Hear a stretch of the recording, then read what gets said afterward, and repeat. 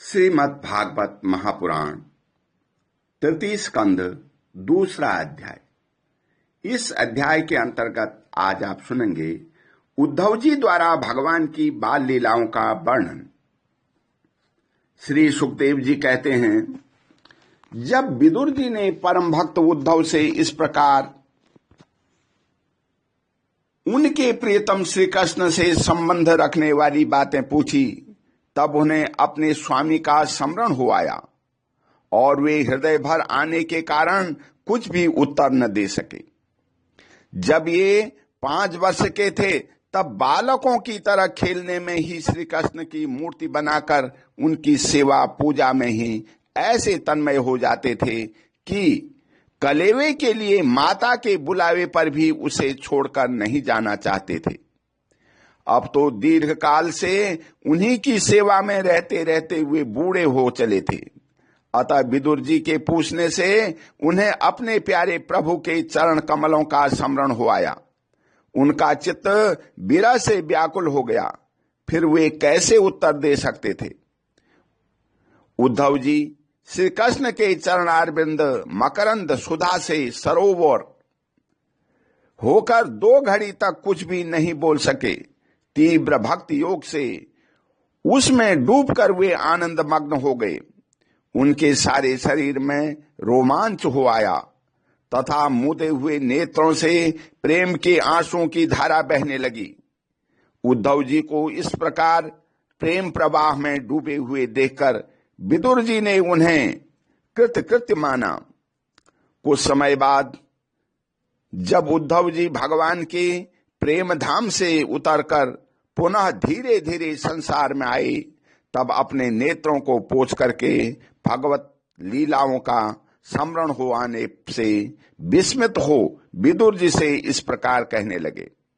उद्धव जी बोले, हे विदुर जी, श्री कृष्ण रूप सूर्य के छिप जाने से हमारे घरों को काल रूप अजगर ने खा डाला है।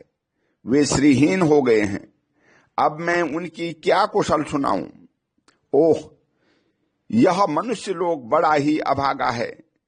इसमें भी यादव तो नितांत भाग्यहीन हैं, जिन्होंने निरंतर श्री कृष्ण के साथ रहते हुए भी उन्हें नहीं पहचाना।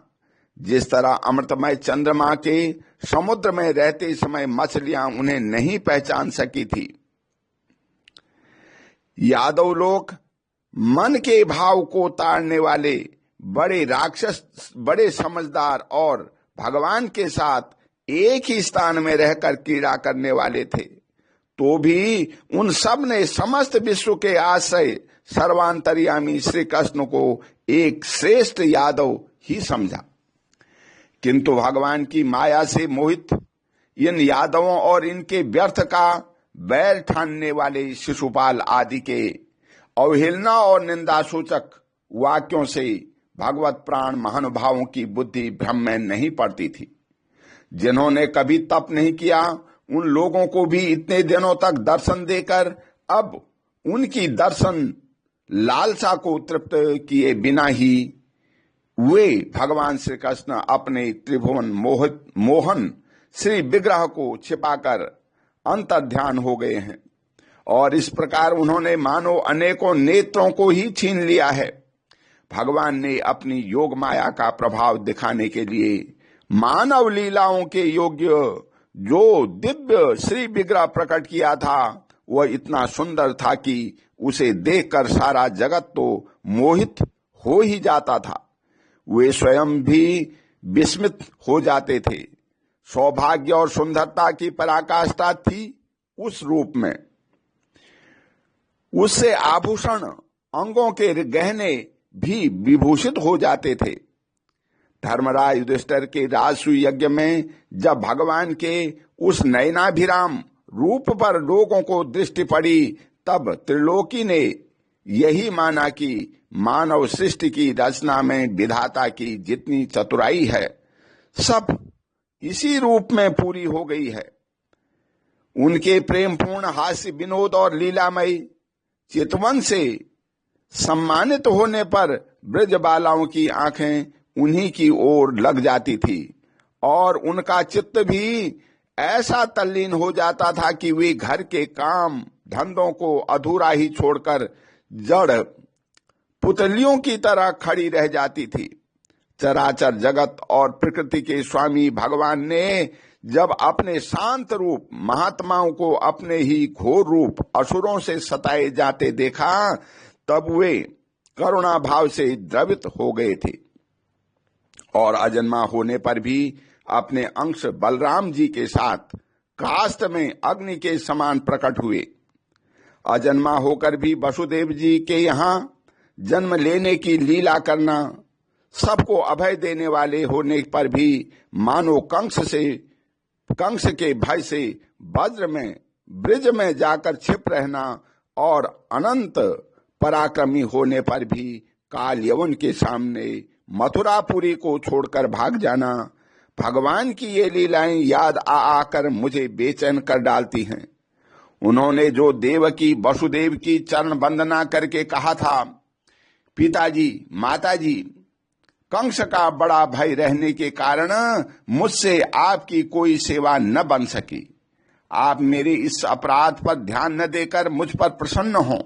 श्री कृष्ण की ये बातें जब याद आती हैं तब आज भी मेरा चित्त अत्यंत व्यथित हो जाता है।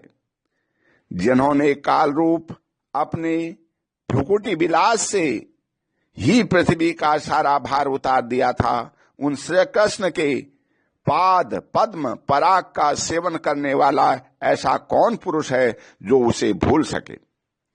आप लोगों ने राजसूय यज्ञ में प्रत्यक्ष ही देखा था कि श्री कृष्ण द्वेष करने वाले शिशुपाल को वह सिद्धि मिल गई जिसकी बड़े बड़े योगी भली भांति योग साधना करके स्प्रिया करते रहते हैं। उनका विरह भला कौन सह सकता है। शिशुपाल के ही समान महाभारत युद्ध में जिन दूसरे योद्धाओं ने अपनी आंखों से भगवान श्री कृष्ण के नयनाभिराम मुख कमल का मकरंद पान करते हुए अर्जुन के बाणों से बीतकर प्राण त्याग किया, वे पवित्र होकर के सब भगवान के परम धाम को प्राप्त हो गए। स्वयं भगवान श्री कृष्ण 3 लोकों के अधीश्वर हैं, उनके समान भी कोई नहीं है, उससे बढ़कर तो कौन होगा। वे अपने स्वतः सिद्ध ऐश्वर्य से ही सर्वदा पूर्ण काम है। इंद्रियादि असंख्य लोकपालगण नाना प्रकार की भेंटें ला लाकर अपने अपने मुकुटों के अग्रभाग से उनके चरण रखने की चौकी को प्रणाम किया करते थे। हे विदुर जी, वे ही भगवान श्री कृष्ण राज सिंहासन पर बैठे हुए उग्रसेन के सामने खड़े होकर के निवेदन करते थे, हे देव, हमारी प्रार्थना सुनिए। उनके इस सेवा भाव की याद आते ही हम जैसे सेवकों का चित्त अत्यंत व्यथित हो जाता है।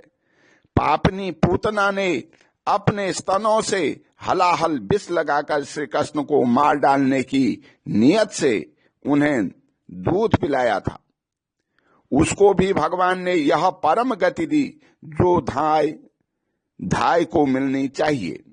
उन भगवान श्री कृष्ण के अतिरिक्त और कौन दयालु है जिसकी शरण ग्रहण करें। मैं असुरों को भी भगवान का भक्त समझता हूँ, क्योंकि बैर भाव जनित क्रोध के कारण उनका चित्त सदा श्री कृष्ण में लगा रहता था और उन्हें रणभूमि में सुदर्शन चक्रधारी भगवान को कंधे पर चढ़ाकर झपटते हुए गरुड़ जी के दर्शन हुआ करते थे। ब्रह्मा जी की प्रार्थना से पृथ्वी का भार उतारकर उसे सुखी करने के लिए कंस के कारागार में वसुदेव देवकी के यहाँ भगवान ने अवतार लिया था। उस समय कंस के डर से पिता वासुदेव ने उन्हें नंद बाबा के ब्रिज में पहुंचा दिया था। वहां वे बलराम जी के साथ 11 वर्ष तक इस प्रकार छिपकर रहे कि उनका प्रभाव ब्रिज के बाहर किसी पर प्रकट नहीं हुआ। यमुना के उपवन में जिसके हरे भरे वृक्षों पर कलरव करते हुए पक्षियों के झुंड रहते हैं, भगवान श्री कृष्ण ने बछड़ों को चराते हुए ग्वाल बालों की मंडली के साथ विहार किया था। वे ब्रजवासियों की दृष्टि आकृष्ट करने के लिए अनेकों बाल लीला उन्हें दिखाते थे। कभी रोने के लिए अनेकों बाल लीलाएं दिखाते थे, कभी रोने के लिए, कभी हंसने और कभी सिंह शावक के समान मुग्ध दृष्टि से देखते। फिर कुछ बड़े होने पर वे सफेद बैल और रंग बिरंगी शोभा की मूर्ति गौओं को चराते हुए अपने साथी गोपों को बांसुरी बजा बजा कर रिझाने लगे। इसी समय जब कंस ने उन्हें मारने के लिए बहुत से मायाई और मनमाना रूप धारण करने वाले राक्षस भेजे, तब उनको खेल ही खेल में भगवान ने मार डाला। जैसे बालक खिलौनों को तोड़ फोड़ डालता है, कालिया नाग का दमन करके विष मिला हुआ जल पीने से मरे हुए ग्वाल बालों और गौओं को जीवित कर उन्हें काली दहन का निर्दोष जल पिलाने की सुविधा कर दी। भगवान श्री कृष्ण के ने बड़े हुए धन का सदव्यय कराने की इच्छा से श्रेष्ठ ब्राह्मणों के द्वारा नंद बाबा के गोवर्धन पूजा रूप गोयज्ञ करवाया। हे भद्र, इससे उनका मान भंग होने के कारण जब इंद्र ने क्रोधित होकर के ब्रज का विनाश करने के लिए मूसलधार जल बरसाना आरंभ किया, तब भगवान ने करुणावश खेल ही खेल में छत्ते के समान गोवर्धन पर्वत को उठा लिया और अत्यंत घबराए हुए ब्रजवासियों की तथा उनके पशुओं की रक्षा की। संध्या के समय जब सारे वृंदावन में शरद के चंद्रमा की चांदनी छिटक जाती, तब श्री कृष्ण उसका सम्मान करते हुए मधुर गान करते और गोपियों के मंडल की शोभा बढ़ाते हुए उनके साथ रास विलास करते। ओम शांति। बोल श्री कृष्ण भगवान की।